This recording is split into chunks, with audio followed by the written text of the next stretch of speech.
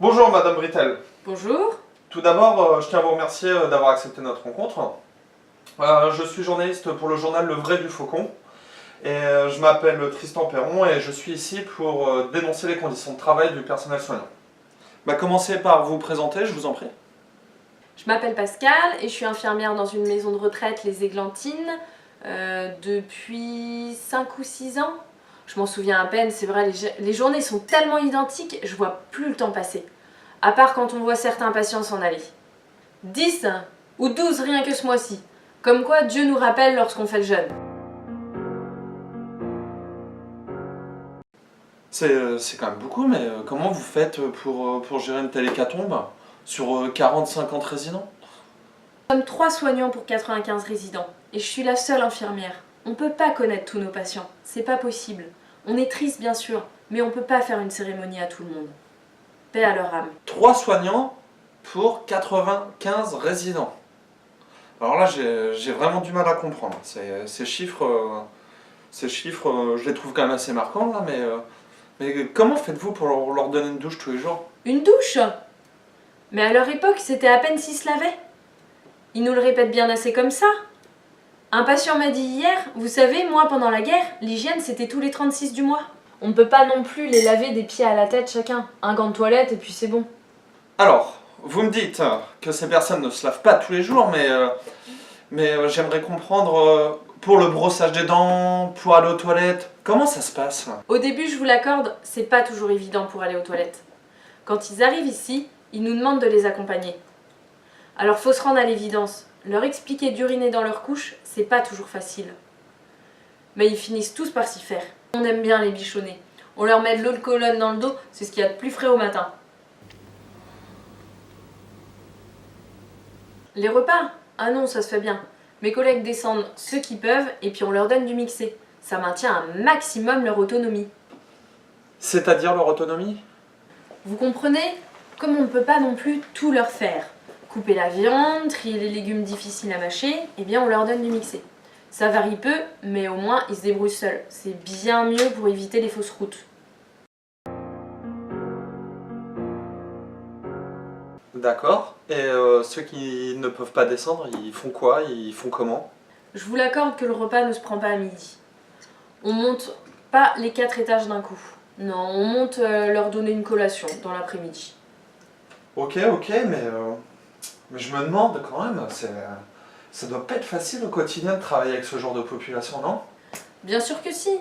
J'adore être autonome et travailler sans jamais m'arrêter. Ça me dérange pas. Le plus dur, c'est vraiment d'essayer de prendre le temps de vérifier les traitements. Jusque-là, l'organisation, ça se fait bien. On retrouve nos habitués aux mêmes endroits. Heureusement qu'il n'y a personne pour les habituer à se déplacer. Sinon, on courrait partout. Hein. Oui, en effet, ça doit être plus rapide ainsi, hein. Et à ce sujet, je me demandais, est-ce qu'il y a des personnes qui se promènent avec les résidents ou qui font des activités avec eux? Bien sûr. On leur lit le journal de temps en temps. Mais souvent, la conversation est très limitée. Surtout lorsqu'ils n'ont plus les moyens de se payer un dentier. C'est qu'on comprend pas toujours ce qu'ils disent.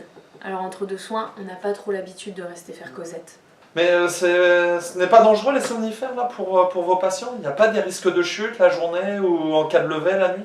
C'est une autre histoire. On ne peut pas non plus attacher les gens dans leur lit. Quand c'est ainsi, on les transfère en psychiatrie. Ah oui, en psychiatrie. Très bien. Donc c'est plutôt une bonne chose qu'il y ait un médecin la nuit. Et il y a la présence d'un médecin la journée? Oh bah, docteur Martin doit être dans les parages, je l'ai vu tout à l'heure, donc je pense que... Ah bah, excusez-moi, docteur Martin, est-ce que vous avez quelques minutes pour répondre aux questions du journaliste et pour défendre notre cause? Bonjour, allez-y, je vous écoute. Bonjour docteur. Je m'interrogeais concernant votre présence dans l'établissement. Et puis je me demandais si vous aviez assez de temps pour vous occuper de tous les patients. Parce que, comme me disait votre collègue, 95 patients, c'est quand même beaucoup pour un seul médecin. Oui, mais pour ce genre de population, nous travaillons beaucoup en préventif, voyez-vous. On prescrit des laxatifs en cas de sel, des antibiotiques en cas d'infection, des anticoagulants s'ils marchent peu, et s'ils mangent peu, on est plutôt sur du dessert enrichi et des perfusions. Donc nous sommes très renseignés et nous travaillons au cas par cas. D'accord. D'accord, ok.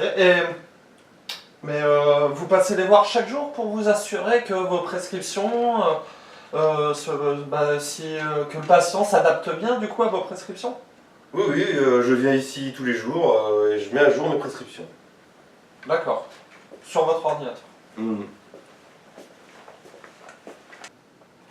Bon, bah, je vous remercie beaucoup, Madame Britel, de m'avoir accordé votre précieux temps.